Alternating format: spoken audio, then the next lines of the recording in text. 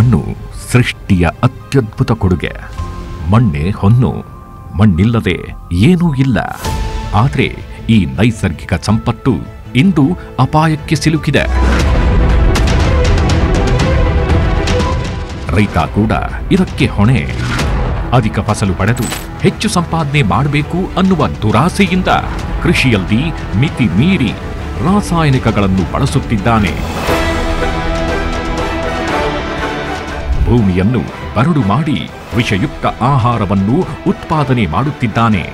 ಹಾಗಾದ್ರೆ ಸದ್ಯ ಅನ್ನದಾತರ ಮುಂದಿರುವ ಸವಾಲೇನು? ರೈತ ಮಣ್ಣಿನ ಆರೋಗ್ಯಕ್ಕೆ ಹೆಚ್ಚು ಒತ್ತು ಕೊಟ್ಟು ಸಂರಕ್ಷಣೆ ಮಾಡಿ ಮುಂದಿನ ಪೀಳಿಗೆಗೆ ದಾಟಿಸಬೇಕಿದೆ. ಇದಕ್ಕೆ ಕೃಷಿಯಲ್ಲಿ ಸೂಕ್ಷ್ಮಾಣು ಜೈವಿಕ ಗೊಬ್ಬರಗಳನ್ನು ಬಳಕೆ ಮಾಡೋದೇ ಪರಿಹಾರ. ಇದನ್ನರಿತ ಇಟಿವಿ ಅನ್ನದಾತ ಕಾರ್ಯಕ್ರಮದ ನಿರ್ಮಾಪಕರಾಗಿದ್ದ ಡಾಕ್ಟರ್ ವೆಂಕಟರಮಣ ಅವರು ಇಂಡೋ ಅಮೆರಿಕನ್ ಬಯೋಟೆಕ್ ಕಂಪನಿಯ ಮೂಲಕ ಸೂಕ್ಷ್ಮಾಣು ಜೈವಿಕ ಗೊಬ್ಬರಗಳನ್ನು ಪರಿಚಯಿಸಿದ್ದಾರೆ. ಇವು ನಿಮ್ಮ ಜಮೀನಿನ ಫಲವತ್ತತೆ ಮಾತ್ರವಲ್ಲ, ಎಕರೆವಾರು ಇಳುವರಿ ಹೆಚ್ಚಿಸುವಲ್ಲಿ ಪ್ರಮುಖ ಪಾತ್ರ ವಹಿಸುತ್ತವೆ. ರೈತರು ಈ ಉತ್ಪನ್ನಗಳನ್ನು ಎಲ್ಲಾ ಬೆಳೆಗಳಲ್ಲೂ ಉಪಯೋಗಿಸಿ ಇದರ ಪ್ರಯೋಜನ ಪಡೆದುಕೊಳ್ಳಬಹುದು.